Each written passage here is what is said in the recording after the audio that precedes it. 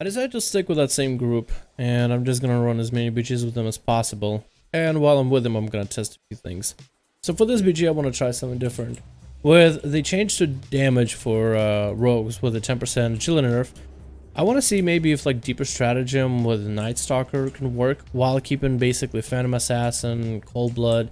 So be a lot more cooldown tied and basically try to get as much damage and burst out of your shadow dances. So instead of having them being just as a passive that's almost required to deal any forms of damage, just like make it a little bit burstier than usual. And I decided to go Night Stalker because I already get Phantom Assassin, so I get longer duration on shadow dances. So I don't need too long of duration anyway. So we're gonna give this a try. I don't know if this is gonna go well. This might suck, so it's okay. This is the whole point, is to test things. And I am not getting the openers I was looking for, but that's okay. That's my fault because I completely forgot of the build that I'm running. Holy fuck, the amount of common points I'm getting. That's insane. Oh my goodness, the damage is actually somewhat there. Now it's gone. Alright, so we have the Shamsky. Gonna kidney him. Gonna get a few more. Ooh, the damage is somewhat there. I'm liking this so far. I mean, I haven't really had too much testing, but getting a 6 common point dot on him is what? Is it hit him for 60k? Oh, this is a happy fucking day. That feels good. So, with basically this build, what I'm trying to do is maybe bring back a little bit more of an oomph at a cost of energy back to subtlety. Maybe like, instead of being all about spammy, like what if we had like a few key hits, like be able to stun an enemy and just burst him in like short moment, in a short notice. Bam. Oh, that hit. Oh, that hurt him. And you have a decent duration on all of your shadow dances, and I don't know. This actually could work.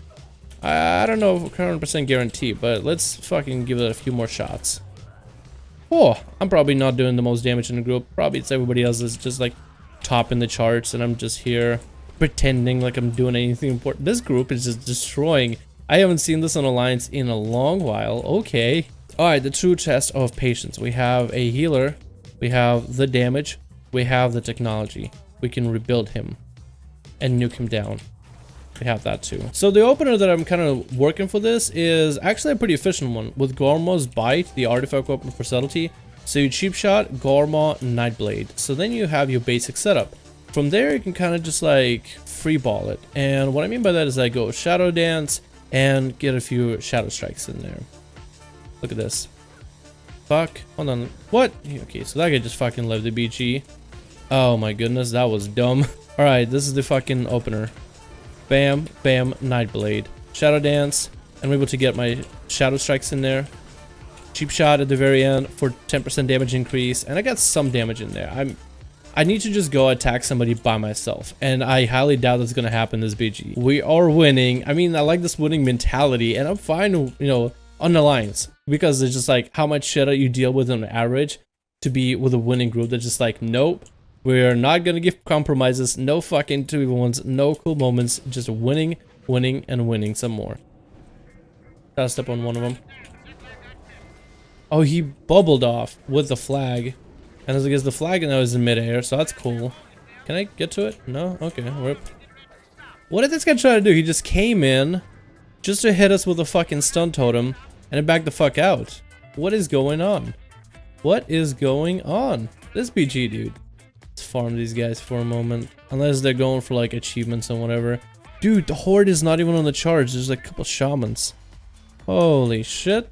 Trying to get as much damage out as possible. Just getting fucking destroyed though. Because warlocks. And he's dead. Okay. I wanted to get a fucking opener and just see what I can do by myself personally against this guy. Alright, Shadow Strike, Eviscerate. Shadow Strike, cheap shot. And eviscerate. Eviscerate. Oh, wait. No, apparently not. Okay, whatever. Here we go. We got this boomy. We got some damage. Damn. Oh, this actually kind of... If you're able to combo a bunch of cooldowns together, I feel like this could work. So, no guarantee that this is all that amazing. But this is working. Look, Shadow Strike, Eviscerate, Shadow Strike, Shadow Strike. When you have what I like about deeper stratagem, Shadow Blades become a little bit more important because you can go Shadow Blades, Shadow Strike, Eviscerate for 6 combo points back to back. And yes, while Eviscerates are reduced in damage, they are dealing on average a lot more, 200k a hit instead of like 100 or under 100k. I feel like I might have discovered something. I almost want to say I might have found a new way to play Subtlety, Deeper Stratagem, and maybe Night Stalker, because you already get long ass shadow dances. So you know, does it really matter? What the what? Oh my goodness, that was a fucking stomp of a BG. Horde got stomped. They fucking got wrecked. Are you kidding me? And I got a decent trinket, I think. Yeah, agility and increase my versatility. I think you're gonna replace the this one. That's awesome. Holy shit, dude. Oh man, I used the artifact power into subtlety. I meant to use it into assassination. Rip. I'm gonna do another one. So I want to showcase you guys this build a little bit and talk about some of the differences. The only big difference we are making here is going from Sacrificial Night Stalker and from Vigor to Deeper Strat. And these are some of the reasons why I think this could work. First of all, the damage for Subtlety has been decreased ever since the 10% agility nerf, so some of the easiest way to increase it is to go from Vigor to Deeper Stratagem. By increasing the amount of combo points we can get a lot more energy from Night Blades and Eviscerate, and even the 5 combo point builds that we have, like for Night Blade 5 combo point and Eviscerate 5 combo point, that damage is also going to be increased. So that's nice and allows us to get a little bit beefier Night Blades out, a little bit beefier Eviscerates, and gives us the feeling of real burst like we used to have. What works with this is a premeditation, because you're able to get a ton more combo points in just about every single main ability you use, 2 of them being Shadow Strike and Cheap Shot. So you are able to generate a lot more combo points because of pre-med, and you're able to spend a lot more combo points, or in a more efficient way. What you are losing though is the energy regeneration slightly and the energy pool that you have. So that's why we keep in Master Shadows, so to help you out a little bit with the energy.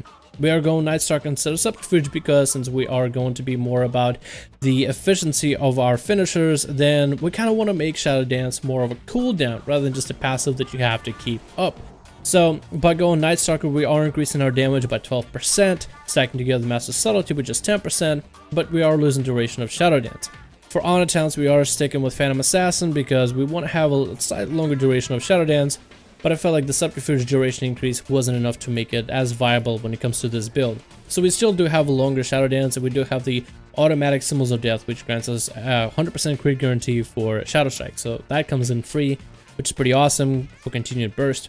I'm gonna go Cold Blood, mainly for the cooldown base, because I feel like this build could be really strong when you have a bunch of cooldowns together. So when you have Cold Blood available, Gormaz Bite available, a couple charges of Shadow Dance, then you can really put some damage into an enemy. Also, you can play very sustained build with Night Blade, Dot, just maintenance, and get as many Shadow Strikes in there, and still being able to CC.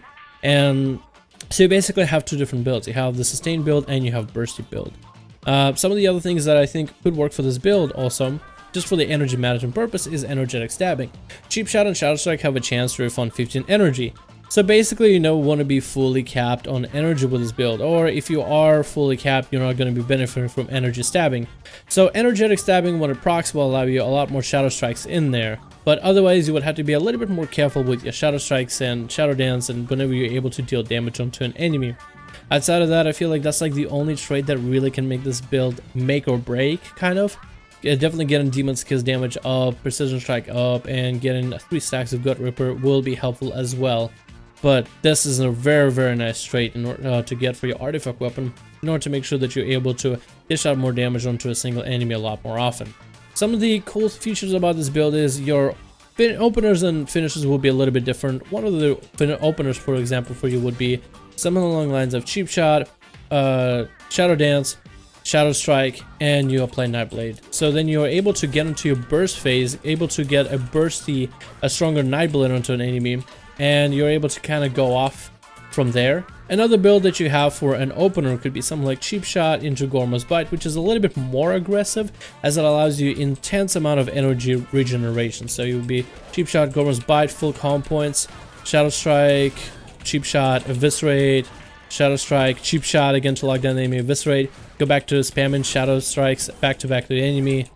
So you have a couple different options for builds, and a lot of them are very aggressive. Of course, you can just open up like a potato, just Cheap Shot and get a few backstabs in there, and maybe at 5 command points, Nightblade the enemy, and that's it. Okay, also ignore the damage because I'm hitting this motherfucker for millions, so ignore that damage because it's a training dummy. So another thing that this build benefits from, because you have 6 command points, is a little bit more efficiency for your Shadow Blades, Shadow Dance spam. If you are going for full damage, you're not focusing CC at all, you're going full ham damage, this is something you can easily do. Let me just get myself in combat so I can activate the PvP talents. Shadow Blades, Shadow Dance, Shadow Strike, Eviscerate, Shadow Strike, maybe like Nightblade. Hold on, getting my energy back. Gormo's Bite can help to get prior to it, just so you can have the energy regeneration all times. But look at this damage, man. The amount of command points you're generating is increased, so the amount of damage you're able to generate on the enemy is increased because you're getting more finishes out there. So it's basically literally 2 global cooldown, Shadow Strike, Eviscerate, which is the same thing you did before with Vigor and Subterfuge, but now you have a little bit stronger damage output when it comes to that burst combination. So I feel like this build would actually work fairly well. This is something I'm playing around with. This is all theory crafting. I think this is the build that I think I'm going to be checking out for a little bit. I'm really enjoying it more than just the functional aspect. You know, functional aspect, I feel like I'm dealing a little bit more damage without losing too much of my utility, mostly being CC and mobility, because you basically have the same utility. You are having to watch for your common points and energy a little bit, but I think it's one of the coolest things that drew me to Rogue originally, is the idea that you have to have a little bit of resource managing. And ever since Legion, they did a lot of pruning, so resource management is not as much of an issue. Well, it actually isn't an issue with the current build of Subtlety. But this is the build that I'm currently rocking. Let me know what you guys think in the comments below about this build. What are your thoughts? Thank you guys so much for watching, and I'll see you guys in the next one.